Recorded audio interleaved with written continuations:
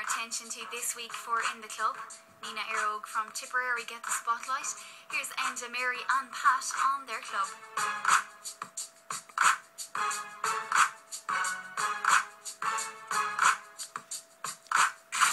Hello, how you doing? My name's Enda Sullivan. I'm the coach of the Junior B Camogie team and I'm also PRO of the club. Been involved with the club since 2009 when I helped out training the under-16 team, and then 2010, 2011 I've been coaching the Junior B team.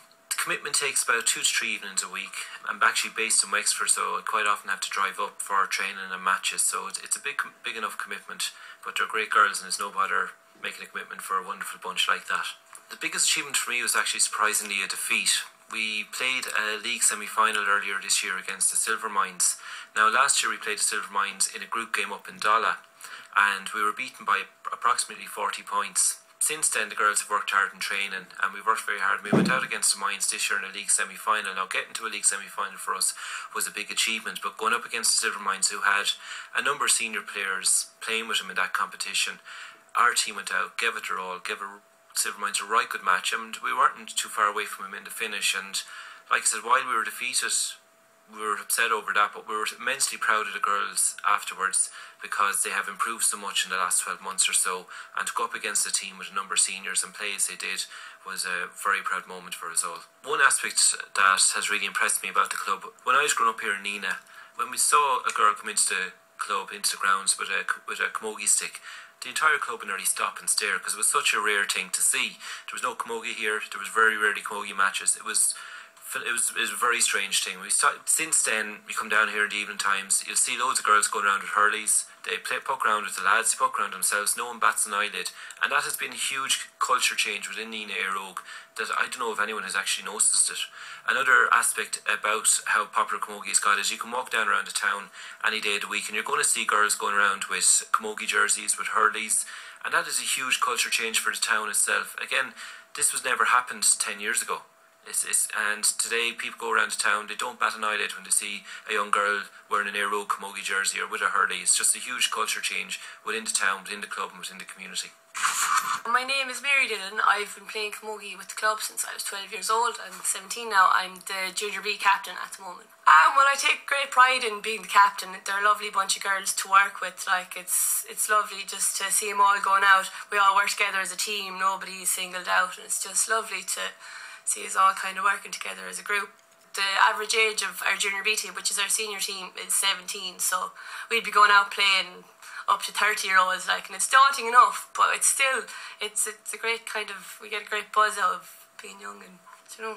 The girls are great, alright, like, the trainers are great themselves to come up, and they do it all, like, they're here every day, every week, but the girls, we come up without fail, and we'd never, like, we'd be messing at the start and messing at the end, but when the lads actually say heads down now, we'd always do it, and we'd cop on, and we'd train properly, and we recently took part in a Munster competition, which gave us great kind of, initiative, I suppose. Kind of, it was just great for us as a young club starting out. It's kind of the first Junior B competition we've ever played in. So hopefully, I suppose maybe not this year, but in a few years' time when we kind of get older, a few of the younger girls come up, hopefully we should be able to really contest it, like, and move up towards senior level.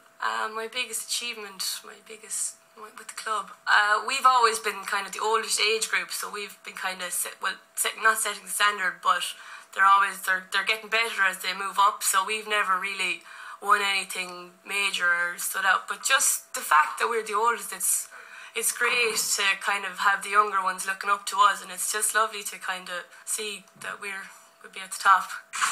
My name is Sheridan. I'm the chairman of the club for the last 5 years. I'm also the trainer of the under-10s for the last 6 years. My commitment to the club was maybe 6 years ago. The club had very little trainers, and I was over here with my daughter and one of the founder members of the club, Bridget White. She asked me to give a hand. I'm being honest, I didn't know much about hurling at the time, but there was 30 kids out on the pitch and they needed some direction. So I got involved in the club and it grew from there.